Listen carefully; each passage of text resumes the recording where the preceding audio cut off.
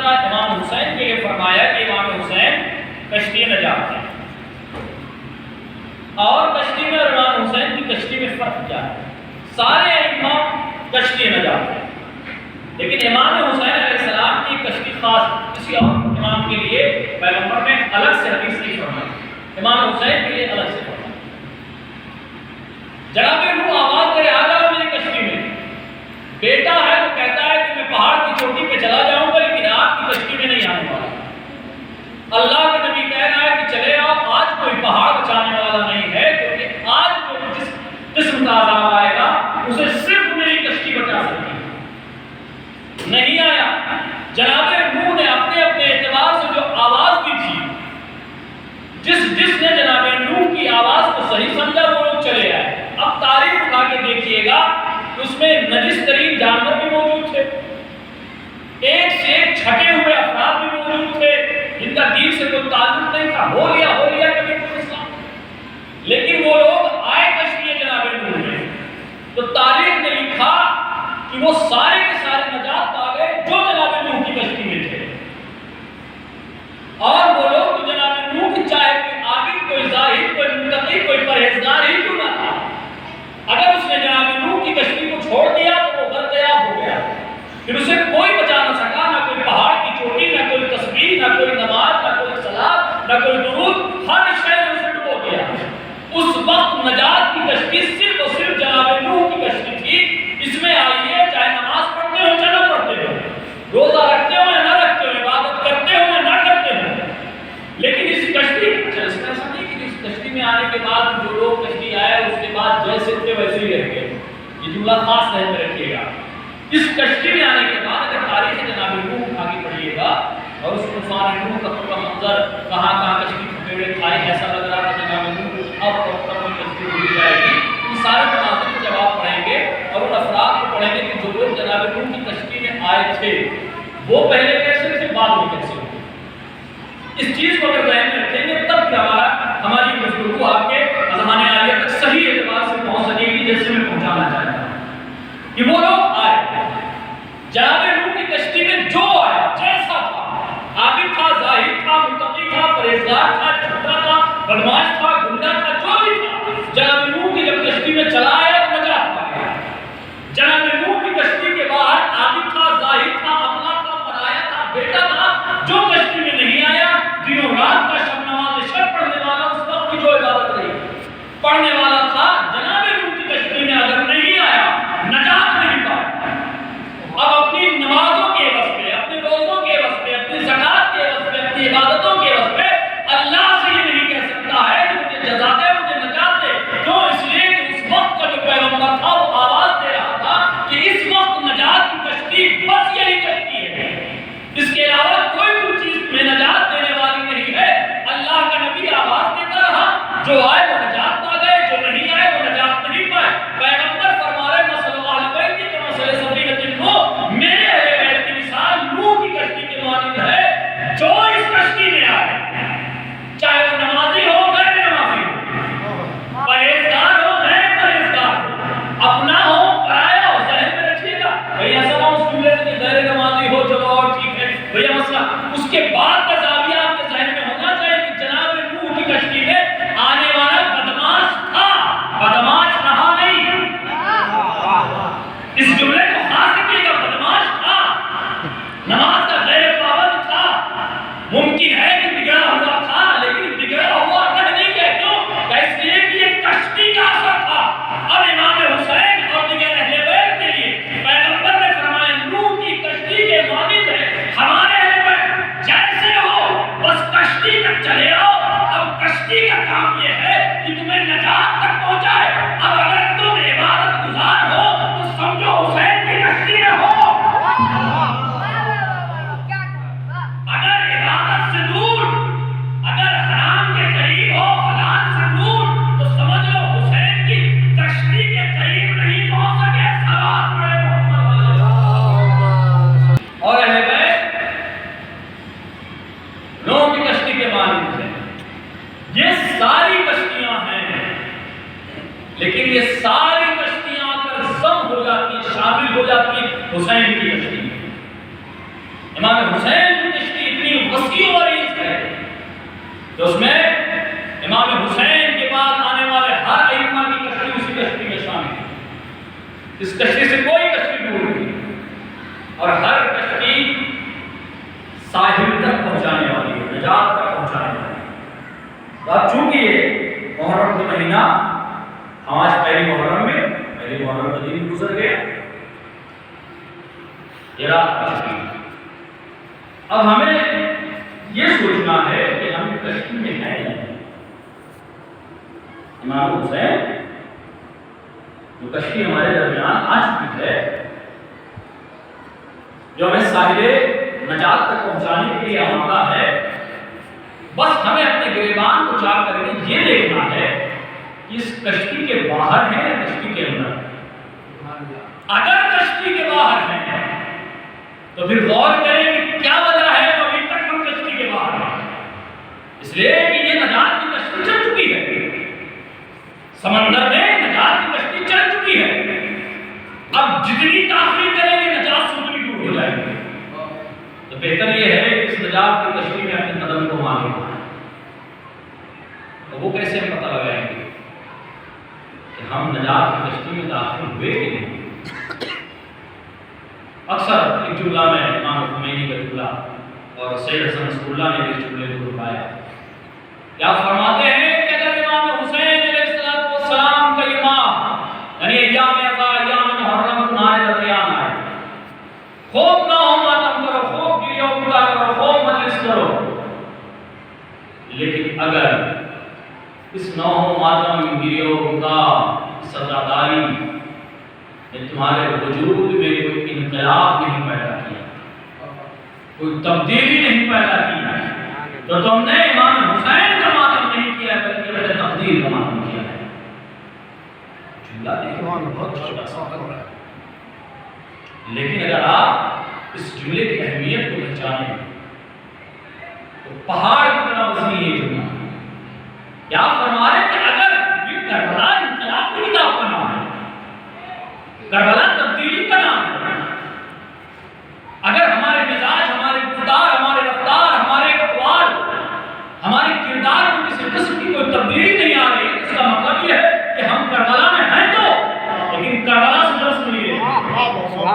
ہم کربلا میں کھڑے ہیں بھائی, میدان کربلا میں دو طرف, ایسا نہیں کہ وہ لوگ جو کربلا کے باہر امام حسین سے جنگ لڑ رہے, کربلا ہی میں کھڑے تھے, لیکن میدان کربلا میں کھڑے ہونے کے بعد انہیں کے فوج سے در سے کربلا لیا اور اس فوج کو ترک کر کے امام حسین کی جانب پڑ گیا جس کا نام ہو ہے. جب مزاج اور کردار میں تبدیلی آئی تو پتا چلا کہ ہور بنا ہے. کل تک ہم گنہگار تھے, اگر آج بھی گنہگار ہیں اور کل بھی باقی رہے تو اس کا مطلب کربلا آئی اور چلی گئی, ہمارے مزاج کو تبدیل نہیں کر سکتے. جہاں کربلا تبدیلیاں نہ لا سکے اس کا مطلب یہ ہے کہ اس کا دماغ منجمد ہو چکا ہے, اس کی روح بالکل ضبط ہو چکی ہے گمراہیوں میں. اس لیے کربلا جہاں پہنچی, اپنوں میں پہنچی, پرایوں میں پہنچی, غیروں میں پہنچی, تبدیلیاں لے کر آئی. کربلا صرف وہی تبدیلی نہ لا سکی جہاں دلوں پہ مہر لگ چکے. آپ دیکھیں پوری تاریخ آگے دیکھیے, آپ کی بات چھوڑ دیجیے. کربلا کے لیے ہم ہیں, ہمارے لیے کربلا ہے, لیکن ذرا غیروں سے درس لیجیے کہ کربلا کو پڑھا انہوں نے تو کس مقام پہ پہنچے ہیں, وہ لوگ کس منزل پہ پہنچے. اسی کربلا, کتاب کربلا نے لوگوں کو ضلالت سے ہدایت کی طرف لے کر آئے, اور ہم ہدایت میں رہنے کے باوجود اگر گمراہی کی جانب چلے جا رہے ہیں, اس کا مطلب یہ ہے کہ کربلا ہمارے حق میں نہیں ہے. آج آخر کو کیا وجہ ہے کہ وہ قوم جو خاص ہوا کرتی تھی آج عام سے منتقل ہو گئی؟ آخر وہ کیا سبب ہے؟ وہ کون سے وجوہات ہیں کہ ہمارے درمیان خوب مجلسیں ہوتی ہیں, خوب ماتم ہوتے ہیں, لیکن اس کے باوجود بھی ہمارے یہاں کوئی تبدیلی نظر نہیں آتی. رشوت ہمارے یہاں لی جا رہی ہے, جھوٹ ہمارے یہاں بولا جا رہا ہے, غیبت ہمارے یہاں کی جا رہی ہے, مکاریاں ہمارے یہاں موجود ہے, زنا ہمارے یہاں موجود ہے, شراب ہمارے یہاں کافر ہونے لگا ہے. یہ ساری چیزیں جو ہمارے یہاں موجود ہے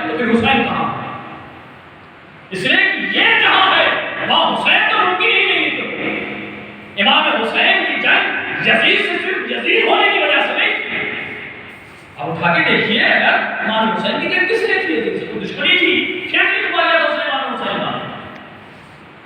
بھائی یہ وہ لوگ ہیں اگر بدت چھین لے گئے، لڑائی نہیں لڑی آپ نے، بہت سارے چھین لے گئے، آپ نے کوئی جنگ نہیں لڑی، ورنہ امام علی علیہ السلام کا بازو کمزور ہو گیا تھا یا ذوالفقار میں جنگ لگے تھے، لیکن نہیں، نہ آپ نے باب فدق کے لیے، نہ اپنے مقام و منصب کے لیے آپ نے کوئی تلوار اٹھائی، لیکن جیسے بھی دین کے خلاف بے دین آیا، امام نے بھی آواز اٹھائی، امام علی نے بھی اٹھائی، امام حسن نے بھی اٹھائی، امام حسین نے بھی اٹھائی۔ بہت اچھا جملہ میرے ذہن میں مولانا طاہر عباس صاحب کا قدیم مضمون کا آتا ہے، خدا ان کی روح کو شاد کرے، رضا دار صاحب نہیں، طاہر عباس صاحب کا لگتا بنگلہ، فرماتے ہیں کہ امام حسین علیہ السلام نے جو جنگ لڑی ہے یزید سے، اب ذرا غور کریں بھائی آپ کیوں یزید کو ناپسند کرتے ہیں؟ چلیے وہ امام حسین کی جنگ تھی یزید سے، آپ کیوں ناپسند کر رہے ہیں؟ کوئی بیس ہے آپ کے پاس؟ صرف اس لیے کہ امام حسین سے جنگ لڑی ہے۔ اچھا امام حسین کون ہے؟ رسول کے بیٹے ہیں، رسول کے نواسے ہیں، حضرت علی کی بیٹی، اسی میں نہ پڑھ۔ بہت پہلے میں نے جملہ کہا تھا، میں اپنا ذاتی عقیدہ بیان کرتا ہوں، میں کسی امام یا کسی امام زادے کا احترام اس لیے نہیں کرتا ہوں کہ وہ نبی کے بیٹے، وہ حضرت علی کے بیٹے، جناب سیدہ کے بیٹے، اس لیے میں ان کا احترام نہیں کرتا ہوں، بلکہ ان کا وجود، ان کا کردار اس لائق ہے کہ ان کا احترام کیا جائے۔ اگر نسبت کی بنا پر اگر احترام کیا جائے تو وہ ہے کا احترام کرنا پڑے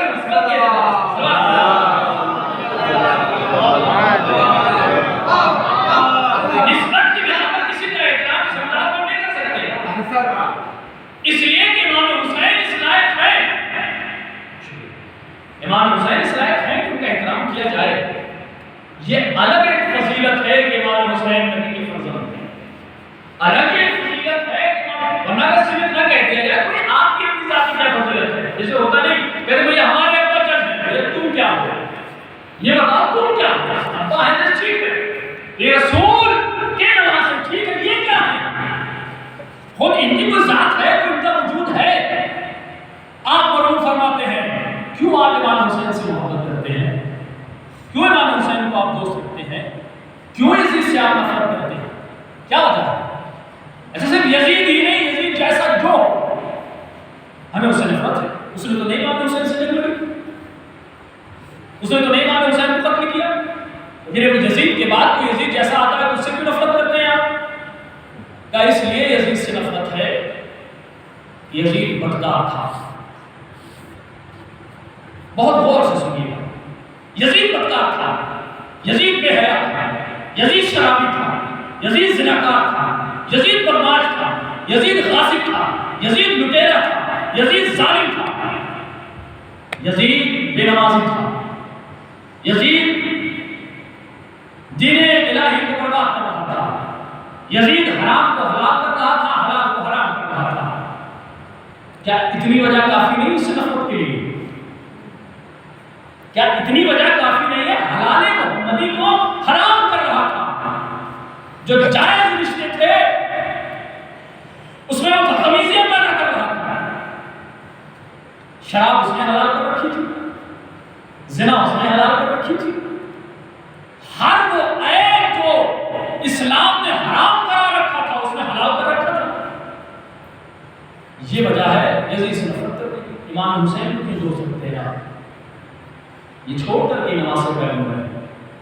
امام حسین کو اس لیے محبت کرتے ہیں کہ حسین دین الہی کو برپا کرنے والے ہیں، حسین نمازی ہیں، حسین عبادت گزار ہیں، حسین سربراہ کائنات کی کوئی نہیں، حسین شراب کو دوست نہیں رکھتے، حسین ظلم کو دوست نہیں رکھتے، حسین مظلوموں کا سہارا بنتے ہیں، حسین مظلوموں کا آسرا بنتے ہیں، حسین برائیاں نہیں کرتے، حسین بدکاریوں سے منع کرتے ہیں، حسین زنا سے منع کرتے ہیں، حسین شراب سے منع کرتے ہیں۔ اس کا مطلب یہ ہے کہ امام حسین سے اس لیے محبت ہے کہ آپ حلال کو حلال سمجھتے ہیں، حرام کو حرام سمجھتے ہیں۔ یزید سے اس لیے نفرت ہے کہ یزید حلال کو حلال نہیں سمجھتا، حرام کو حرام نہیں سمجھتا۔ اس کے یہاں برائیاں موجود ہیں، آپ کے یہاں اچھائیاں موجود ہیں۔ امام حسین اچھائیوں کے پیکر ہیں، یزید برائیوں کا پیکر ہے۔ अच्छाइयों के पैकर से इसलिए मोहब्बत करते हैं, वो बुराइयों का पैकर था इसलिए नफरत करते हैं। अब अपने आप को हम मिजान में तौले कि हम अच्छाइयों की तरफ हैं कि हम बुराइयों की तरफ हैं। अगर हम ज़िना करते हैं हम इसी की तरफ हैं, अगर हम शराब पीते हैं हम इसी की तरफ हैं, अगर हम हरामकारी करते हैं हम इसी की तरफ हैं, अगर हम बेनमाजी हैं हम इसी की तरफ हैं, अगर हम बेहया हैं हम इसी की तरफ हैं, अगर हमारे यहाँ बुराइयाँ हैं हम इसी की तरफ हैं, अगर हम नमाज पढ़ते हैं हम हुसैन की तरफ हैं, अगर हम इबादत करते हैं हम हुसैन की तरफ हैं, अगर हम तमाम उमूर जो इलाही का हम पर वाजिब किया गया है उसे अदा करने की कोशिश करते हैं तो हम हुसैनी हैं, इसीलिए हमें हुसैन से मोहब्बत है। अब अपने अपने वजूद को इस मीज़ान पर तोला जाए कि हम हुसैनी हैं कि यजीदी हैं। सलावत पढ़े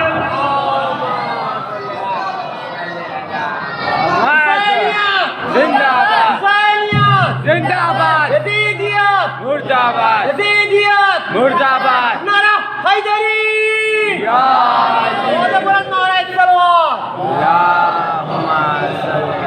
मोहम्मद वाली सुभान अल्लाह किस मुकाम पे, क्योंकि या हुसैन की सदा बहुत बुलंद हुई, लेकिन जुबान तक हुसैन न रहे दिल में उतर जाए। जिस दिन दिल में हुसैन करेंगे उस दिन मिजाज बदलेगा, फिक्र बदलेगी, किरदार में एक इनकलाब पैदा होगा। ये जुमला वो कहते हैं कि जुमला है, हकीकत में जुमला नहीं है। अगर आप अपने अमल के जरिए से, हम अपने अमल के जरिए से लोगों में पहचानवाएं कि हम कौन हैं, तो हमारे या हुसैन सिर्फ कहने से ज़्यादा